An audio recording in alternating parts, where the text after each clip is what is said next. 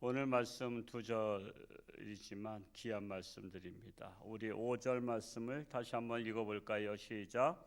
그의 거룩한 처소에 계신 하나님은 고아의 아버지시며 과부의 재판장이시라.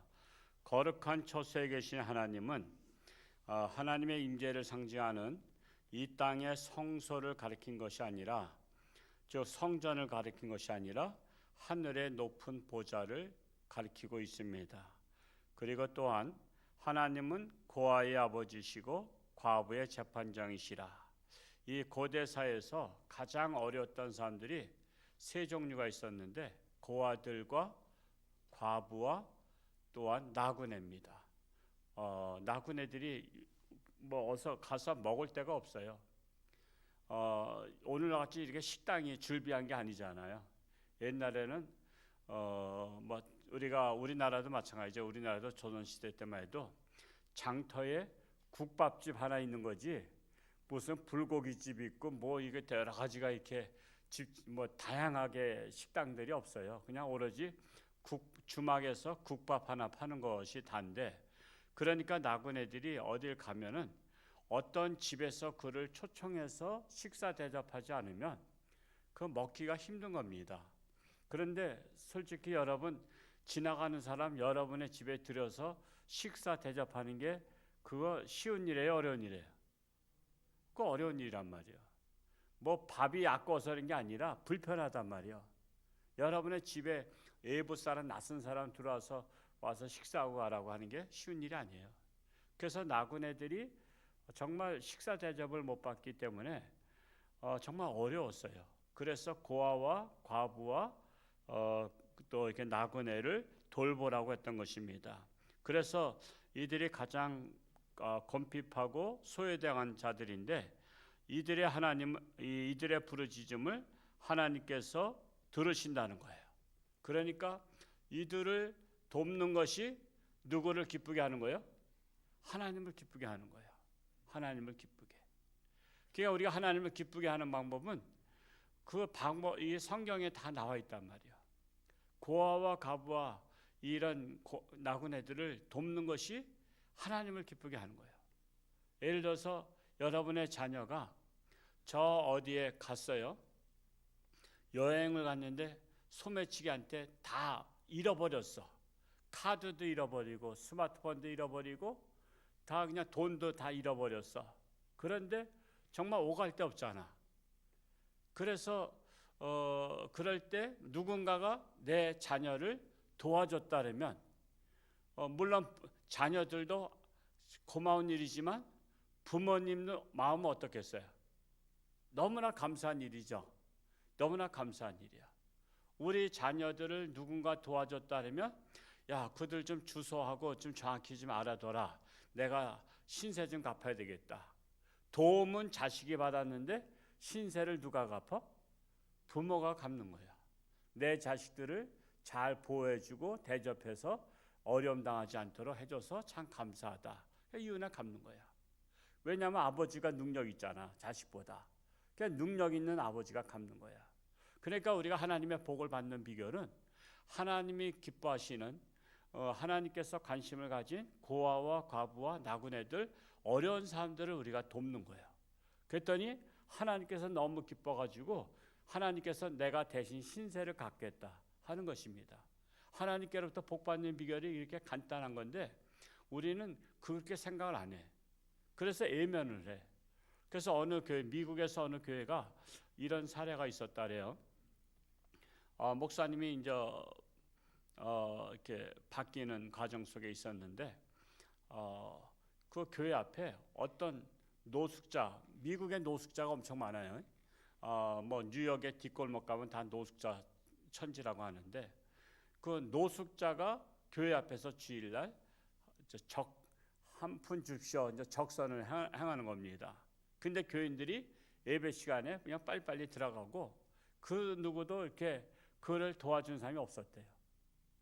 그런데 이제 예배 시간이 돼서 예배를 인도하는데, 이제 설교 시간이 됐을 때, 근데 이제 그 거지가 들어오더라는 거야. 그랬더니 불편한 거야. 그래서 안내가 그를 들어오면 안 된다고. 그러면서 쫓아내다시피 했는데 강제로 들어왔어. 근데 설교 시간에 이제 새로 부임한 담임 목사님 나오셔서 말씀 전하시겠습니다 했더니 그 노숙자가 앞으로 나오는 거야. 그 노숙자로 가장한 목사였어. 담임 목사. 담임 목사가 이 교회는 사랑이 있는가를 시험하기 위해서 노숙자로 변장을 해서 있었는데 그 누구도 도와준 사람이 없었다는 거죠.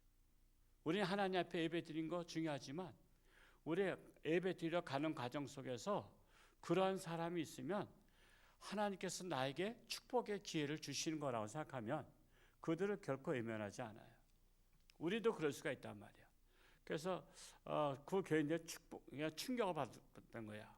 우리 교인들이 제가 이 교회에 부임을 하지만 사랑이 없습니다. 이 교회는 사랑이 없는 교회다. 우리끼리 잘한다고 사랑이 있는 게 아니에요. 여러분 사랑하는 사람을 위해서 베풀고 도와주는 건요, 그건 사랑이 아니에요. 그건 당연한 겁니다. 여러분 자식 사랑하잖아. 자식 도와주는 게 그 선한 일이에요? 그건 당연한 거예요. 왜? 내 핏줄이니까 당연히 도와주는 거예요. 여러분 재산을 왜 자식한테 물려줘요? 자식이 그렇게 효도 안 했다고. 근데 내 핏줄이니까 물려주잖아. 아깝지 않게 물려주잖아. 그것과 같이 정말 진정한 사랑은 나하고 아무 관계도 없지만 그런 사람을 우리가 도와줄 수 있어야 하나님께서 기뻐하신다는 사실이에요. 그래서 우리 교회가 끊임없이 기부천사 통해서 어려운 이웃을 돕고 하는 이유가 바로 그거예요. 그런데 한 250만에서 늘어나질 않아. 여러분들이 좀 더 기부천사 용지를 가지고 신문을 가지고 다른 사람들한테 그 사랑을 할 수 있는 기회를 주시기 바랍니다. 기회. 여러분 남에게 복 받을 기회 주는 것도 여러분 그 선한 일인 줄 아셔요? 우리는 안 그래. 그냥 나만 하면 됐지. 그냥 나 중심이야. 그냥 나만 하면 됐지라는 이 사고가 오늘날에 너무 많아. 그러니까 나만 교회 다니면 됐지. 그러니까 전도 안 하는 거예요. 전도. 그래서 우리가 전도하는 모습을 보면 알아요. 남까지도 생각한 사람이냐? 아니면 나만 생각한 사람이냐? 나만 교회 다니다 나만 천국 가면 됐지? 오늘날 한국 교회에 그런 분들이 너무 많은 거예요. 그러니까 전도를 안 하잖아. 전도 안 해요. 남들도 구원시키려고 하는 그 선한 마음을 갖는 사람이 그렇게 많지 않아요. 그래서 우리는 정말 나는 뭐 하고 있으니까 나는 뭐 이상 없다 그게 아니라 아직도 착한 일을 할 수 있는 사람들한테 기회를 만들어 주는 것도 선한 일이다. 선한 일이다. 내가 10명을 기부천사에 가입을 시켰어. 그랬더니 한 10만 원씩 들어오니까 정말 또 다른 분을 도와줄 수 있는 길이 열리잖아. 그러니까 우리는 착한 일을 할 수 있는 능력 있는 사람들을 할 수 없을 때 하게 하는 거예요. 그것이 바로 시너지 효과를 발휘할 수 있다는 것입니다. 6절 말씀을 읽어보겠습니다. 시작. 하나님이 고독한 자들은 가족과 함께 살게 하시며 갇힌 자들은 이끌어내서 형통하게 하시느니라. 오직 거역하는 자들의 거처는 메마른 땅이로다. 고독한 자들에게 가족의 축복을 주셨다라는 것입니다. 고독한 자가 뭡니까? 의지할 데 없는 자, 즉 혼자 살아가는 자를 말하는데 이 가족의 축복은요, 하나님께서 주신 제2의 축복, 천국입니다. 여러분 가정을 천국이라 그러잖아요. 여러분 가정이 가장 편한 데가 여행 갔다 오고 나서 결국 뭐라고 말해? 그래도 집이 제일 좋다 그러잖아. 아이고 집이 제일 좋다 그러는 거예요. 여행지에 가서 새로운 곳에 가서 많은 걸 봤지만 그러나 거기서 살라면 살겠어요?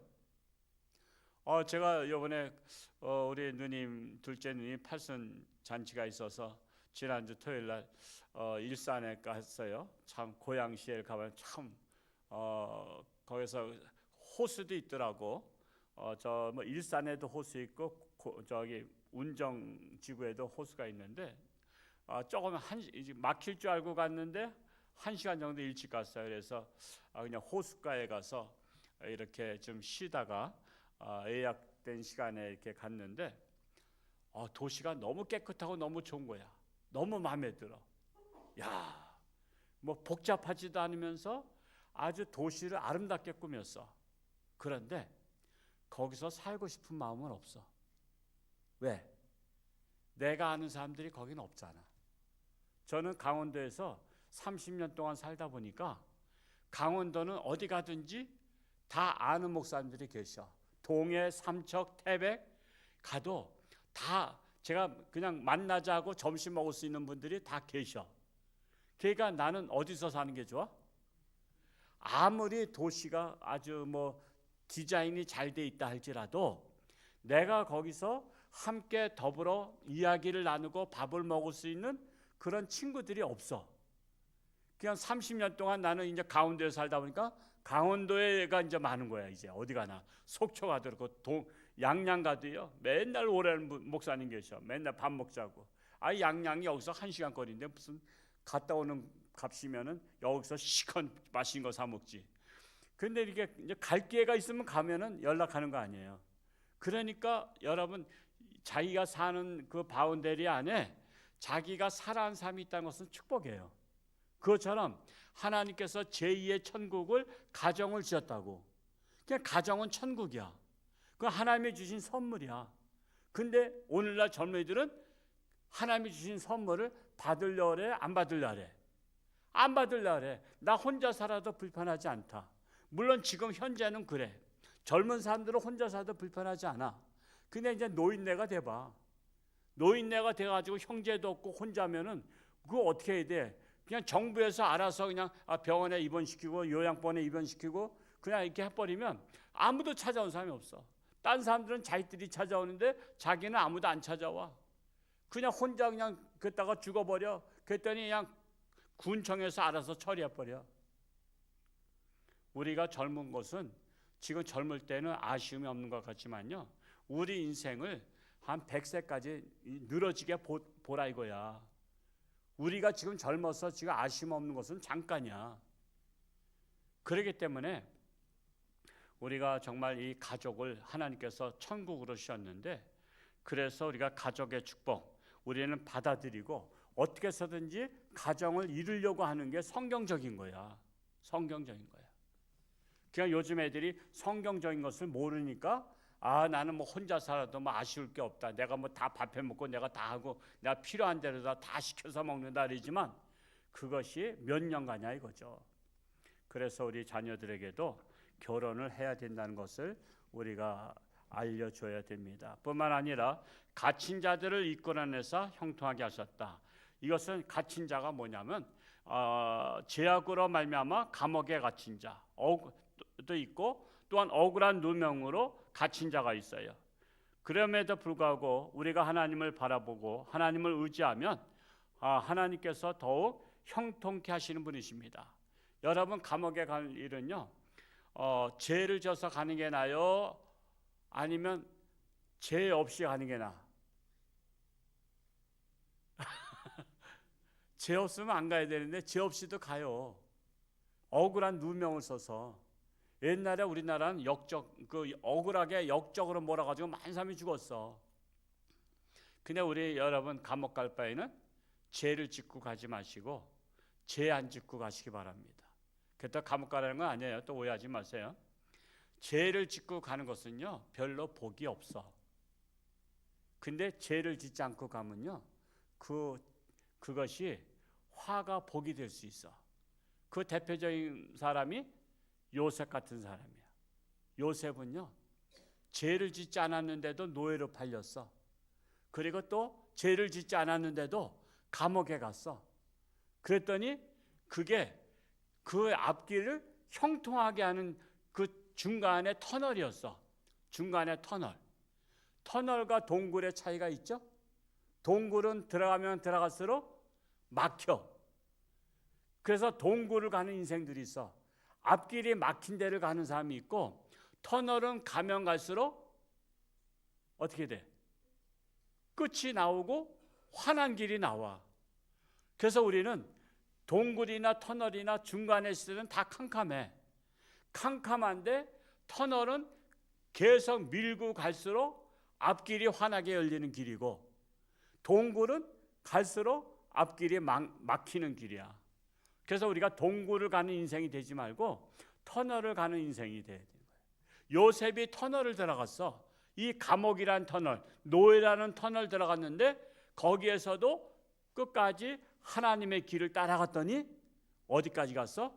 바로왕 앞에 서고 국무총리가 되고 나라를 살리는 길을 열었다는 것입니다. 그래서 시험을 이기면 축복의 통로가 되는 거예요. 요셉은 노예 생활이 축복의 통로였고 감옥 생활이 축복의 통로였다는 사실입니다. 그러므로 때로는 고난당하는 것이 내게 유익이라는 것입니다. 로마서 8장 18절에 그랬죠. 현재의 고난은 장차 우리에게 나타날 영광과 좋게 비교할 수 없도다 그랬고, 로마서 8장 28절에는 모든 것이 합력하여 선을 이루느니라. 모든 것이 뭐예요? 어떤 때는 고난, 어떤 때는 시험, 어떤 때는 역경, 어떤 때는 병마, 어떤 때는 사업의 실패, 이 모든 것이 합력하여 선을 이루느니라. 그래서 우리는 내가 열심히 하는데 하나님이 안 도와주신 것 같아서 시험 들어서 하나님 떠나지 말고, 내가 열심히 하는데 시험이 오면 하나님께서 나에게 축복의 통로로 이 고난을 사용하시는구나, 이렇게 생각하고 당당하게 이 터널은 지나고 나면은 환한 길이 나한테 활짝 열리리라. 그래서 시험이 올 때 실족하는 자가 있고 시험이 올 때 그것을 극복하는 자가 있어. 여러분, 애가 넘어졌어. 그러면은 엄마 그러면서 이렇게 돌아다봐. 엄마하고 돌아다보면서 엄마가 일으켜주길 바라는 애가 있고, 어떤 애는 자기가 훌훌 털고 일어나서 먼지 털고 그래. 누가 자랑스러워? 똑같이 넘어졌어도 자기가 훌훌 털고 일어나서 이게 옷을 딱 먼지를 털어버리는 애가 자랑스럽지, 그냥 엄마 올 때까지 기다리는 못난이 아니야, 못난이. 근데 그런 어린아이들의 행동을 보면서 우리도 봐야 돼. 우리 인생에도 나이가 들었어도 실족할 때가 있단 말이야. 어린애 넘어지듯이 우리 인생에 넘어질 때가 있어.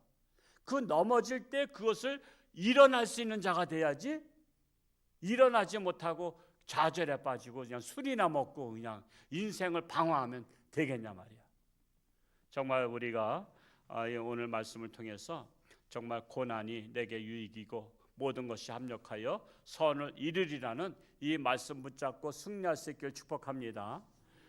김진영 집사가 지금 위독한 가운데 있는데 부인 박혜란 집사가 지금 이렇게 같이 있다고 해요. 그래서 밤에 문자를 보고, 여러분 저 인천 주한장로교회 목사님 같은 경우는요, 시트까지 씌웠다가도 살아나신 분이야. 하나님이 역사하신 분이야. 조영기 목사님은 폐결핵 3기까지 돼서 움막에서 그 구멍에다가 밥그릇을 넣어주고 이렇게 했던 분이야. 그런 분들도 하나님이 역사하시면, 그래서 하나님 우리 김진영 집사에게 하나님 그를 살려 주옵소서, 그를 들었어 주옵소서, 영광의 도구가 되게 하여 주옵소서. 오늘 여러분 다른 기도 많지만 그의 생명을 위해서도 지금 백혈병을 전이 됐는데 그냥 암에서 백혈병으로 전이가 된 거예요. 근데 이제 혈압이 떨어지면 죽는다고 하더라고요. 그래서 지금 혈압이 떨어져서 지금 가족들이 다 모인 거예요.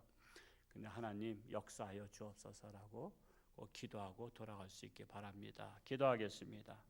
사랑하는 아버지 하나님, 인생을 살다 보면 고난이 옵니다. 역경이 옵니다. 그럴 때 우리는 실족하는 자가 되지 않고 이 고난이 내게 유익이라 축복의 통로라는 것을 깨닫고 더욱더 어렵지만 힘차게 일어날 수 있는 우리 모두가 되기를 간절히 소원합니다. 하나님이 기뻐하시는 것, 또한 과부와 고아와 또한 나그네라고 했습니다. 이 땅에 어려운 자들, 고난당한 자들, 정말 도움을 필요한 자들 우리는 외면하지 말고 그들을 도울 때 하나님이 기뻐하신다는 사실을 알고 우리 홍천주안교회가 사랑의 나눔에 앞장서는 교회로 부족함이 없게 하여 주옵소서. 지금 여러 가지 육신의 질병으로 고통 속에 있는 사랑하는 환우들 많이 있습니다. 그 중에 생명이 참으로 위촉을 다투고 있는 자가 있습니다. 하나님 역사하여 주옵소서. 그를 살려 주옵소서. 그에게 하나님께서 치료하는 광선을 발하사 회복의 역사가 일어나기를 간절히 소원합니다. 그리하여 하나님께 존귀하게 쓰임받는 귀한 아들 되게 하여 주옵소서. 이 나라 이 민족을 불쌍히 여기시고 하나님의 나라가 이 땅에 임하며 세계 복음 선교 앞장서는 나라가 되기를 간절히 소원합니다. 옛사랑 초청잔치 이제 이번 주에 이웃을 초청하는데 내게 속한 자들이 하나님 앞에 나와서 구원을 받는 축복의 역사가 일어나게 하여 주옵소서. 오늘도 저들의 삶 가운데 하나님께서 동행하시고 그리스도의 향기를 바라는 자들이 되게 하여 주옵소서. 감사드리며 예수님의 이름으로 축복하며 기도하옵나이다. 아멘.